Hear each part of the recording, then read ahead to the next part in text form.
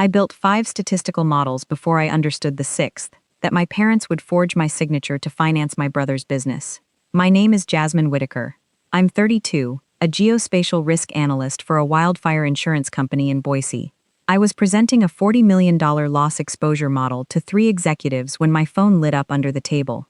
My mother: "We remortgaged the house in your name. You owe us $250,000 for raising you."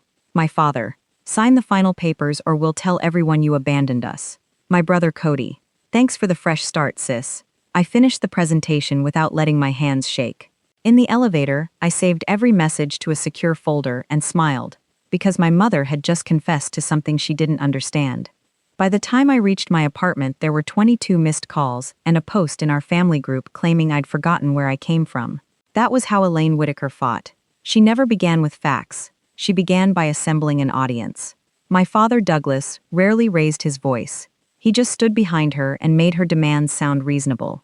Cody, 28, had failed at a fitness studio, a crypto newsletter, and a detailing company. His newest fresh start was North Star Roaming, a luxury RV rental business with no license, no insurance, and a glossy logo. I called my mother back and recorded it, legal under Idaho's one-party consent law. "We used the equity in the house," she said. "The lender needed your income attached."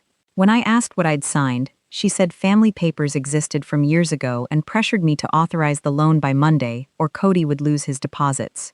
"We fed you. We kept a roof over your head. Do you think that was free?" she asked.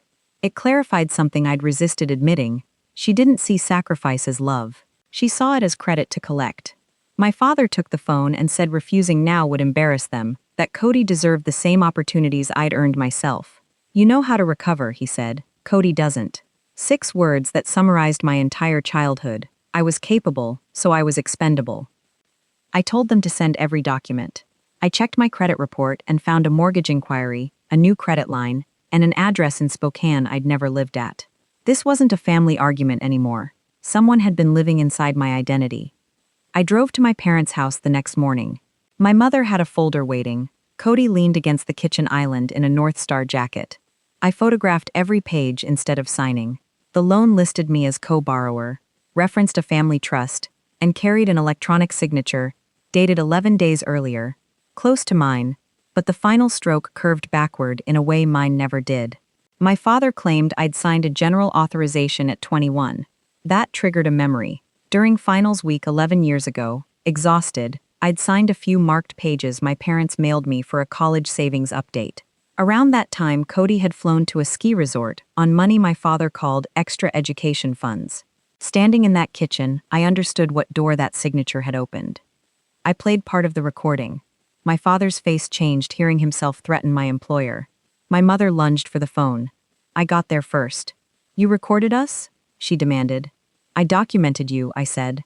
She listed everything they'd done for me: braces, groceries, a used laptop, as if love were a ledger. I asked if they kept a similar account for Cody's failed businesses. Nobody answered. My father finally admitted they'd already received a $62,000 bridge advance, some spent on Cody's deposits, some on unexplained family expenses. I took my photographed copies and left. In the driveway, Cody texted, "Sign by Monday or you'll regret it." It was the first evidence he wasn't an innocent beneficiary. He knew exactly whose identity was funding him. I drove to my Aunt Rebecca's house. She locked the door and opened a metal box containing 9 years of buried history. A handwritten loan agreement showing she'd once given my parents $38,000 to cover a hit-and-run Cody caused at 19, which my father had falsely claimed responsibility for. She also showed me a misdirected bank statement, a recurring payment from an account in my name to a credit monitoring service, tied to the same Spokane address, which belonged to one of Cody's old girlfriends. My parents had been quietly watching my credit for months. Rebecca admitted she'd stayed silent for years because my mother threatened to cut her off. Silence didn't keep the peace, I told her. It kept their system alive. I hired a consumer protection attorney, Melissa Grant. She froze my credit at all 3 bureaus, filed an identity theft report, and told me not to warn my family. The button I'd pressed after the first messages, reporting unauthorized activity through the lender's portal, had already suspended the loan and triggered a compliance review, which was why my mother was calling nonstop. Through a formal dispute, we obtained login records, the application submitted from my parents' home network, edited from Cody's phone. A verification video showed my mother holding my ID to a webcam, claiming I'd authorized her to act on my behalf. 37 seconds that unraveled 32 years of family mythology. For 10 days I played along, telling my mother I wanted one final dinner to find a solution. She read it as surrender and softened her public posts. Cody offered me 8% of North Star to sign immediately, then sent a folder of invoices when I asked for proof. A $27,500 RV deposit, $18,000 to a branding agency run by his friend, and bank records showing the rest had gone to a casino, a speedboat, and an online trading account. He'd spent the fresh start before the company existed.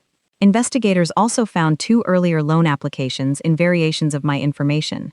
This wasn't desperation, it was a rehearsed plan. Meanwhile, my employer's compliance team flagged the new debt under my name and paused my pending promotion to lead a regional risk unit. My family's fraud had reached the career they claimed proved I could afford to save them.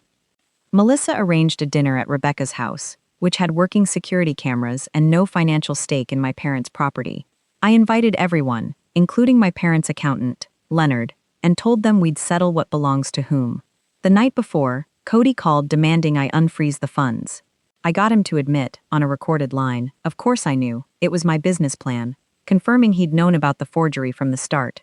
At dinner, my mother pushed a new agreement toward me that would waive my right to dispute the fraud and open another credit line for Cody.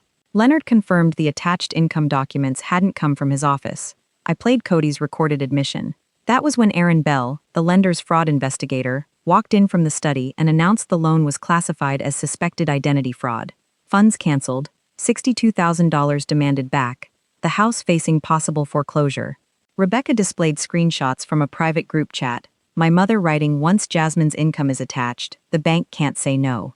Their united front collapsed instantly, each of them blaming the others. "You have 2 children," I told my mother when she claimed she'd only been trying to save her son. "You simply decided only one of us deserved saving." The aftermath was swift. My forged guarantee was removed, my credit cleared, and 6 weeks later my promotion went through. I became Director of Regional Catastrophe Intelligence. My parents entered a restitution agreement to avoid prosecution but couldn't save the house. It sold under lender supervision, leaving almost nothing. They moved into a duplex outside Spokane. Cody's business collapsed before a single RV was rented. The dealership canceled his purchases, his branding agency sued him, and he eventually filed for bankruptcy. My mother's messages cycled from rage to guilt to bargaining. Old photographs, promises never to ask again if I'd just cover one rental deposit. I forwarded everything to Melissa and said nothing back. My father wrote that he'd been too weak to stop it, but he'd signed documents, blocked my exit, and defended the fraud until an investigator walked in. Silence isn't innocence. Months later, Cody called asking for $5,000 for a driving course, insisting this request was different. "That doesn't make my money yours," I told him. He never called again. A year after that first message, presenting a new risk model to my team, I understood the real failure hadn't started with the $250,000 loan. It started every time my parents erased Cody's consequences and renamed my obedience love. Raising a child isn't a loan. Loyalty doesn't require surrendering your identity, your credit, or your future. I didn't save their house or Cody's company. I saved the part of myself they'd trained to disappear whenever someone else needed more. If your own family forged your name and gambled your future on the child they always protected, would you find a way to forgive them, or would you close that door for good?